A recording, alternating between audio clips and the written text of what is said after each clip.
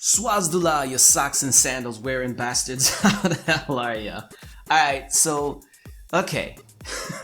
Apparently, Ember is getting a rework, finally, right? And I know that you guys are kind of curious about my opinion on the matter and whatnot. Since many of you know that I used to be an Ember main back in the day. She was my second Warframe, and I absolutely fell in love with her when I saw her on the battlefield the first time and whatnot, so I really had to farm her, and so I did, and I've kind of finished the game, so to speak, with Ember. So me and Ember, we have some history right there. And also, since then, I've been defending the shit out of Ember. Everybody like, Ember is a bullshit frame, she's so shitty, and I'm like, hold my beer. You know, or hold my mead rather, right?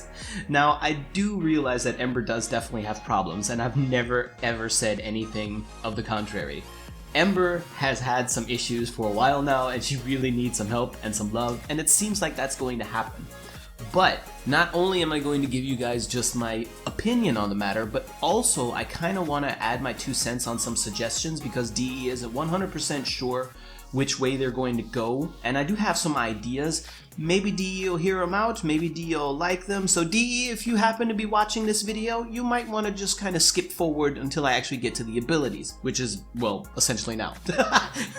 Right? Okay, so first off, what is mention worthy that what we saw in the Devstream is that fire as a status or elemental damage type is going to receive a few changes somewhere down the line. From what I understand, fire is going to do some weird stuff, maybe act a little bit like gas. Maybe it will have some sort of an armor strip to it or something. I'm not entirely sure what they want to do there.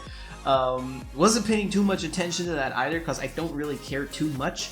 But if you do change the fire to do anything like a damage reduction bypass or something like that, like armor reduction or whatnot, you have to keep in mind that you're also going to have to do that with shields and other shit in the game, right? Because it's going to feel kind of shitty when fire is super effective against Grineer, but not effective at all against Corpus scumbags, right?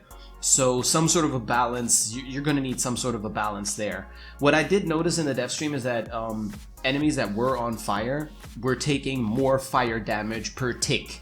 So it would seem like it exacerbates a little bit like Saren's spores, right? Which I think is a decent idea. I don't know if the reason why the numbers were going up is because the armor was being stripped every tick, or if it was going up because the damage was actually just increasing with each tick, right? I don't know yet. But regardless, that's not too much what I want to focus on. What I do want to focus on is Ember. So, Ember's new passive ability is going to allow her to gain a 5% ability strength increase per enemy on fire around her, right? At the moment, from what DE mentioned, the radius is going to be around 10 meters, which is not a lot, I'd say. 10 meters ain't that much, right? And yeah, sure, in this game, you know, if you have enemies like infested and whatnot, you're going to be swarmed within 10 meters. That's a-okay. But when you have ranged units and whatnot, so everything else literally, then it might be a little bit difficult to get enough enemies around you to actually make that bonus significant. It's there, and it's good that it's there. I'm glad that it's there. But I'm thinking maybe that radius should increase somehow. Perhaps if you increase her charge in game. I don't know, but I feel like that 10 meter radius needs to be expandable in some way or another, because it really ain't that much. Overall, it's a great passive ability though. I mean, come on now, 5% per burning enemy around you within range. Come on, fam. That's definitely miles better than the bullshit passive that she has had so far and still has currently until, you know, her rework actually hits. But, yeah, that's nice. Whatever the cap may be on that, I don't know what the sensible thing would be. I would suggest that if you guys decide to leave it at 10 meters, don't put a cap on it, because there's a limit to how many enemies you can squeeze into a 10 meter radius. That's just common sense right there, and, you know, math. Right? So I don't think that you need to worry too much about a cap. If you can expand it actively and whatnot, then I do believe that we need a cap for that. I just don't know where it would be. Maybe 100%. I don't know. I don't know. But anyways, that is a very nice thing. Alright, so going on with the first ability, Fireball, no changes really to Fireball. Fireball is still a Fireball, and you can still charge it to do more damage, and a bigger Fireball with a bigger radius and all that shit, that's pretty much the same. The main thing that you'll notice about Fireball is, you know, the accompanying fire status changes, okay? So if fire gets changed the way I mentioned at the beginning of the video, then you will feel some more impact on the Fireball. Overall, it does seem to do, like, considerably more damage, which is, you know, I mean, it's welcome. Why the hell not? I'm not mad at it. It's a-okay. Talking about Ember's second ability now, currently the ability name is Emulation. Which is essentially a fancy way of calling something an iron skin, I guess, in terms of what the ability actually does. So Ember gains a thing you could compare to an iron skin, right? That grants you damage reduction, so you can make her way more tanky, and it also has a gauge, so Ember is going to have like a gauge when you activate the ability on the side, much like Gauss's battery, okay? I'm going to call it a charge, the Ember charge. And the Ember charge, the higher it charges, the higher your damage reduction is going to be, right? Now, you can charge the damn thing actively by casting your first and your fourth abilities, right? But it will also increase passively. So if you just sit still and don't move, don't do shit, it'll also start to slowly, you know, build up that charge. And like I said, the higher the charge, the higher the damage reduction. I don't know where the cap is going to be. I don't know if it can actually hit 100,000, not 100,000, if it can actually hit 100% damage reduction. But we'll get to that in just a second because there's something that goes down with that battery as well. Essentially, it's like Gauss's battery. You can charge it up by playing Ember in a particular way, and you can also reduce it down by using your third ability and whatnot. So you can really manage that and just kind of like keep it where you want it. The higher the gauge is, not only do you get more damage reduction, so essentially make your Ember more tanky, but you also gain a whole bunch of damage with all of your other abilities and whatnot, which is cool. I like that. It's very engaging. Third ability is basically the same thing. It's casted way faster, it spreads way faster. It's essentially the same thing that it was before, except this time the Ring of Fire is gone, okay? That perpetual Ring of Fire is gone, thank God, right? And it will strip enemy armor instead. So Ember's third ability will, after the rework, be able to strip enemy armor, which is fantastic because fire is shit against armor, so if you can get rid of that armor with Ember, then you can melt everything, right? Which I demonstrated in a video of mine.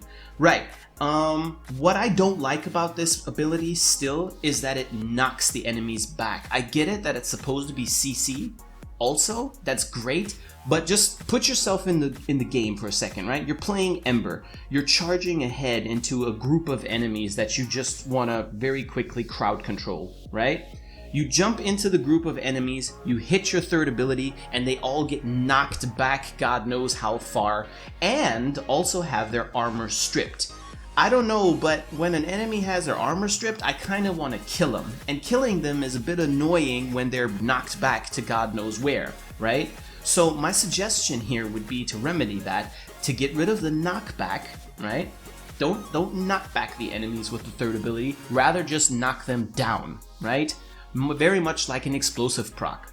Just knock them down right where they are. That is perfect, because you jump into a group of enemies, let's say you got 12 enemies, they're all nice and close and whatnot, you hit your third ability, they all fall to the floor, they don't have any more armor, and then you can go to town with melee or with a fireball or with anything, because they're not dispersed all over the damn map, right? That would be my suggestion. That's pretty much the only gripe that I have with the current pitch on how the third ability is supposed to work.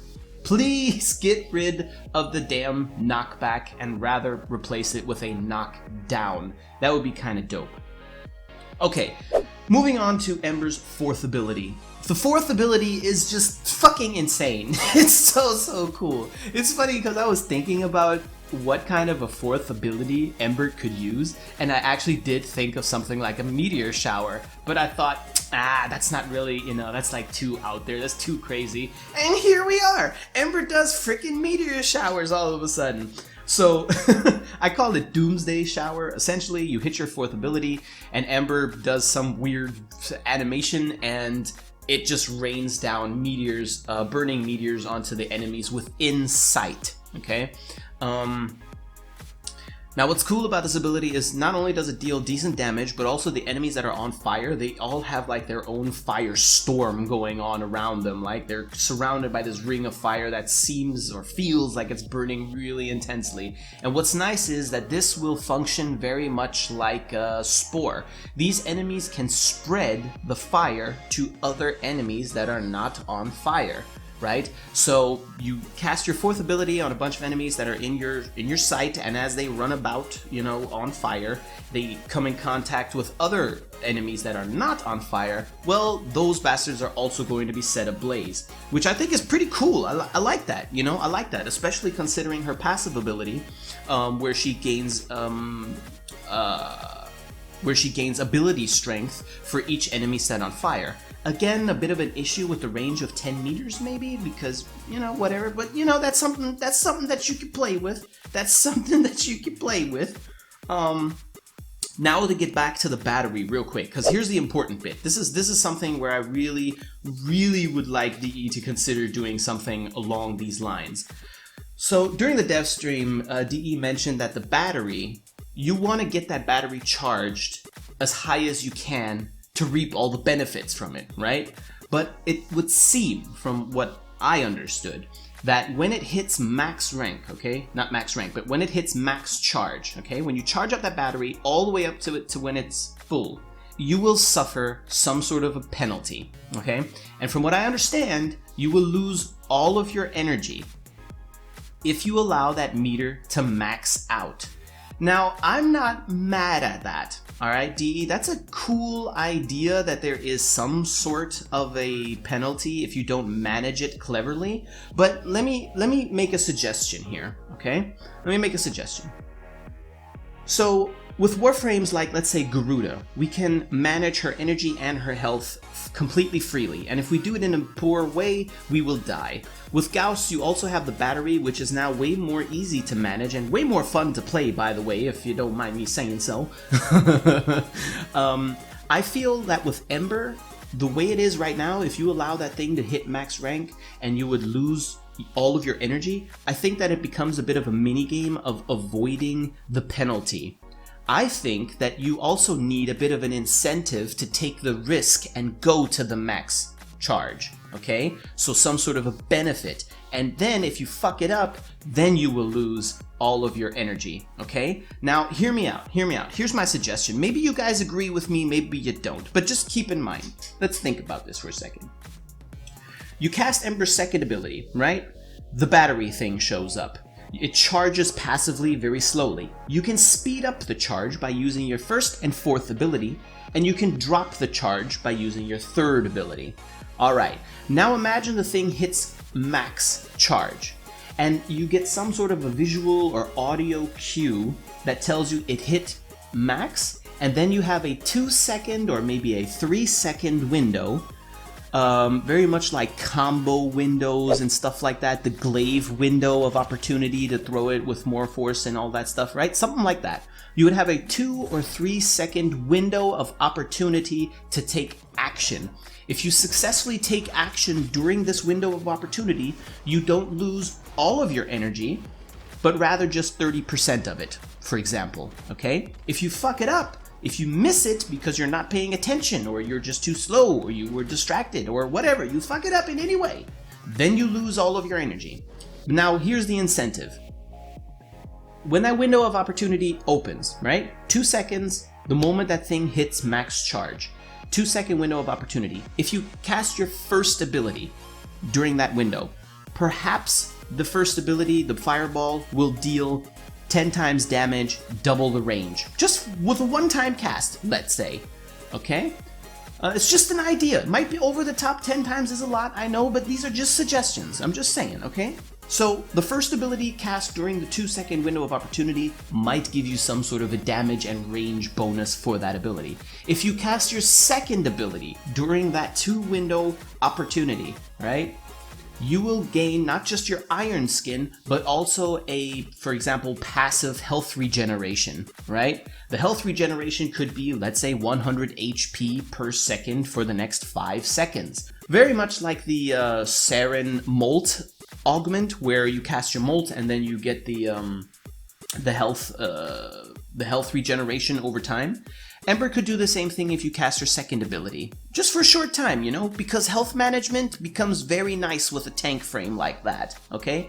If you cast your third ability during the 2-second window of opportunity upon hitting max charge, right? Third ability would, for example, no longer push back the enemies, or if you do implement the change of knocking them down, it will no longer do that, but rather pull them in. Kind of like a mag pull, but radial and pulling everything towards you, right? Pulling everything towards you, getting the enemies nice and close, maybe still stripping their armor as it would usually, and just pulling them in close rather than pushing them away.